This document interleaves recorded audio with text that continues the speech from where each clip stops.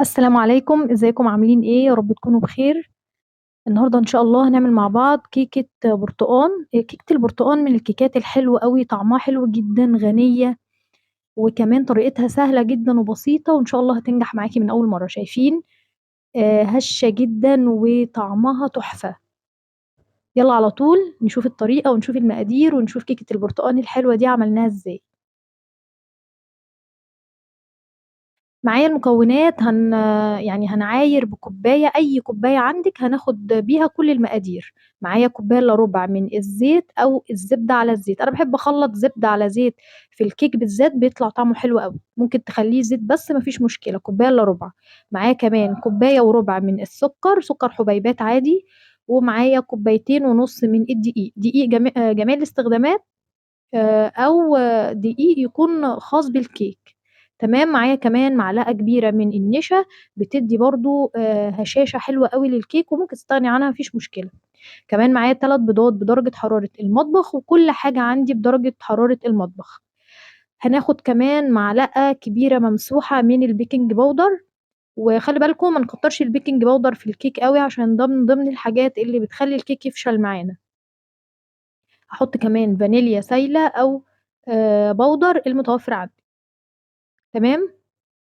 خلاص كده هنبتدي بقى نجهز المكونات. هحط كمان في المكونات معلقة خل وفي بشر برتقال، هنحطه مع بعض دلوقتي واحنا شغالين.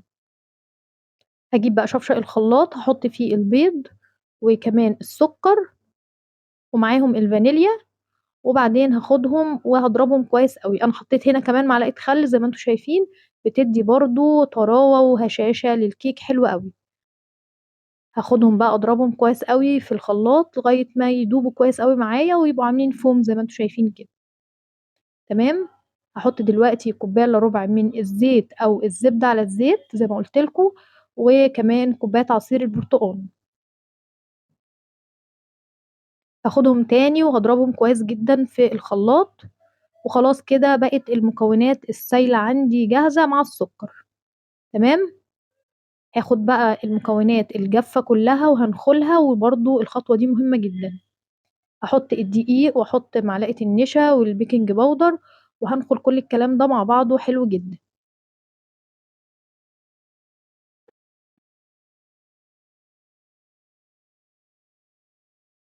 هحط بقى دلوقتي حوالي بشر برتقانتين، باخد القشرة الصفرة بس اللي بره، ما باجيش عند الجزء الابيض اللي تحت القشرة الصفرة خالص عشان ما يمررش معايا.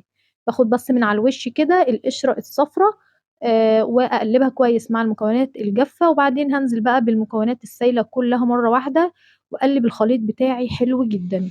وخلاص تبقى الكيك يعتبر كده خلصت معايا. وممكن نعملها كيكة عادية مش برتقال، نفس المقادير ونفس الطريقة بالظبط. بدل يعني كوباية البرتقال هنحط بدلها كوباية حليب، وبنفس الخطوات ونفس المقادير بقت عندي كيكة شاي عادية جدا. هجيب بقى صينية عندي وهدهنها بالزبدة وأبطنها بالدقيق. الصينية دي مقاس 22 لغاية 24 تبقى كويسة معايا مع المقدار ده.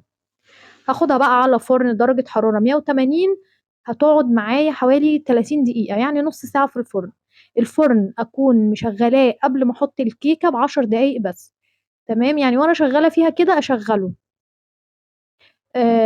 شايفين بقى بعد ما بردت وطلعتها من الفرن، يعني حاجة فظيعة، هشة جدا، تحفة، طعمها رهيب. جربوها وإن شاء الله هتعجبكم. يا رب يكون الفيديو عجبكم أو استفدتوا منه أي حاجة. لو عجبكم الفيديو بقى متنسونيش في اللايك والاشتراك في القناة، وكمان اعملوا شير كتير. أشوفكم على خير.